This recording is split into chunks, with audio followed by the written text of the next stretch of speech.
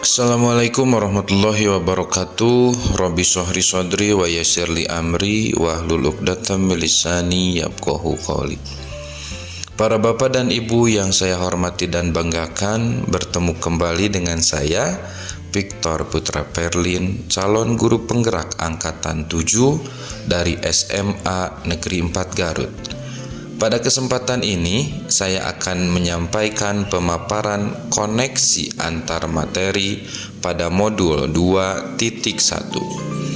Terima kasih saya ucapkan kepada yang terhormat Ibu Fasilitator, yaitu Ibu Dr. Yunina Surtiana MPD, beserta pengajar praktik, yaitu Bapak Wandi Wardiana Rahayu MPD, yang dengan penuh kesabaran dan perhatian selalu membersamai saya sampai saat ini.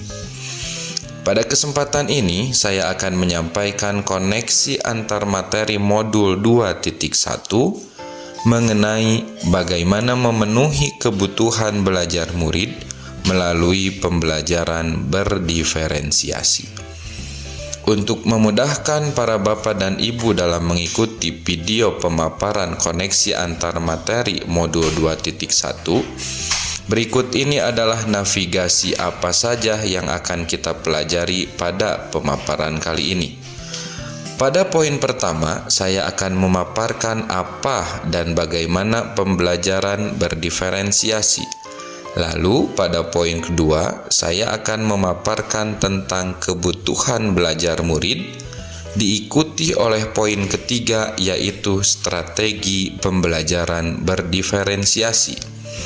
Dan pada poin keempat dan kelima, saya akan memaparkan bagaimana penilaian pada pembelajaran berdiferensiasi serta hubungan antar pembelajaran berdiferensiasi dengan materi sebelumnya, yaitu pada materi modul 1. Kita mulai dengan apa itu pengertian dari pembelajaran berdiferensiasi.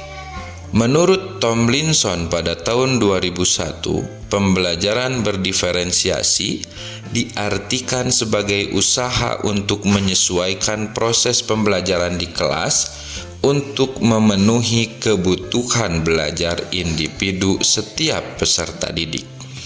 Sudah tentu, dalam memenuhi kebutuhan belajar individu setiap peserta didik, diperlukan strategi-strategi yang baik agar seluruh kebutuhan peserta didik dapat terpenuhi dengan baik.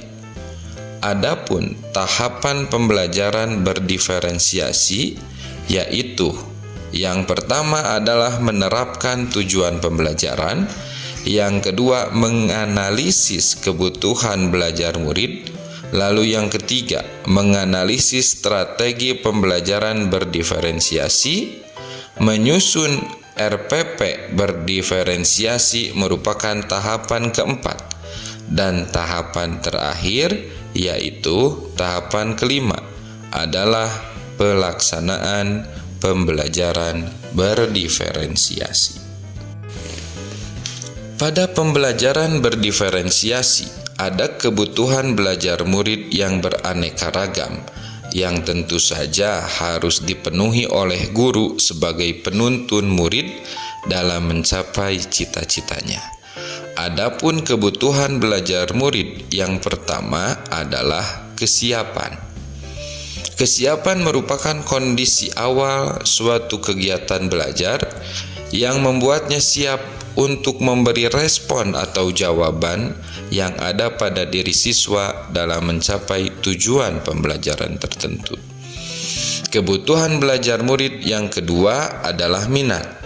Minat merupakan perhatian, kesukaan, atau kecenderungan kepada sesuatu keinginan.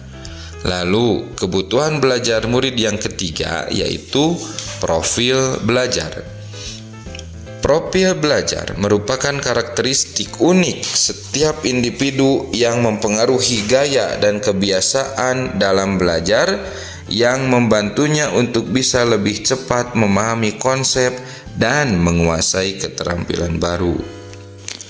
Di dalam memenuhi kebutuhan belajar murid yang beraneka ragam, diperlukan strategi dalam pelaksanaan pembelajaran berdiferensiasi.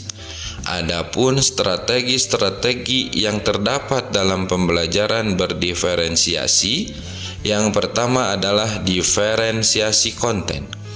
Diferensiasi konten merupakan diferensiasi yang mencakup materi pengetahuan dan keterampilan yang ingin disampaikan kepada siswa.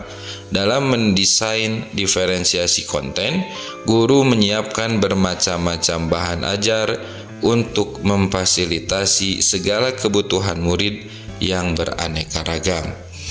Strategi pembelajaran berdiferensiasi yang kedua yaitu diferensiasi proses.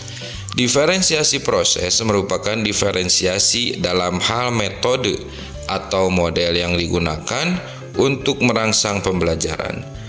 Di dalam pembelajaran berdiferensiasi, guru menggunakan beberapa model ataupun metode pembelajaran untuk menciptakan suasana pembelajaran yang aktif serta menumbuhkan kreativitas tinggi dari murid. Strategi pembelajaran berdiferensiasi yang ketiga yaitu diferensiasi produk.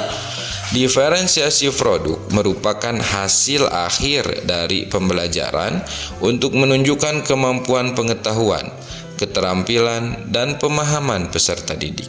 Dalam diferensiasi produk, guru mengakomodasi dengan mempersilahkan murid membuat produk sebagai alat untuk mengetahui kemampuan murid dengan disesuaikan pada minat dan gaya belajar murid. Selain harus memenuhi keanekaragaman kebutuhan murid dalam belajar, serta melakukan strategi-strategi yang dapat menghasilkan pembelajaran berdiferensiasi yang baik, penilaian pada pembelajaran berdiferensiasi memegang peranan yang tak kalah penting. Dalam pembelajaran berdiferensiasi, ada 3 jenis penilaian. Penilaian yang pertama adalah assessment for learning.